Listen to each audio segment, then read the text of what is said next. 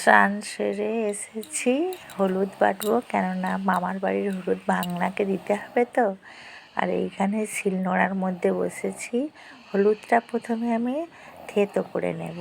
আর এখন তো আর শিলনোড়া ব্যবহার হয় নাই বলতে গেলে, সেই জন্যে অনেক দিনের পরে এই শিল আর নোড়াটা ব্যবহার করছি। কিন্তু এটা আমাদের যেমন হলুদ বাটতে কাজে লাগে, তেমন বিয়েতেও লাগে।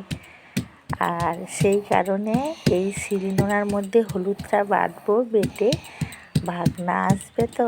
আর মামার বাড়ির হলুদ তো দিতেই হবে, যত আইবুড়ো ভাত খাও আর যাই হোক, মামার বাড়ির হলুদ ভাতটা দিতেই হবে। তাই আমার শাশুড়ির এই সাদে শিলের মধ্যে আমি হলুদটা ভালো করে বেটে নিলাম। তারপরে এই বাটিটা আমি বেড়াতে গিয়েছিলাম, ওখান থেকে এনেছিলাম আমার গোপালের জন্যে। সেই বাটিতে করে, নতুন বাটি এটা, আমার ভাগনার গায়ে হলুদ দেব।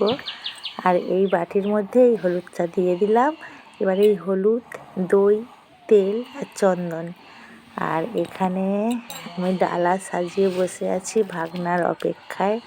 এখন আমি বসেছি ভাগনার গলার এই মালাটা বড় করতে।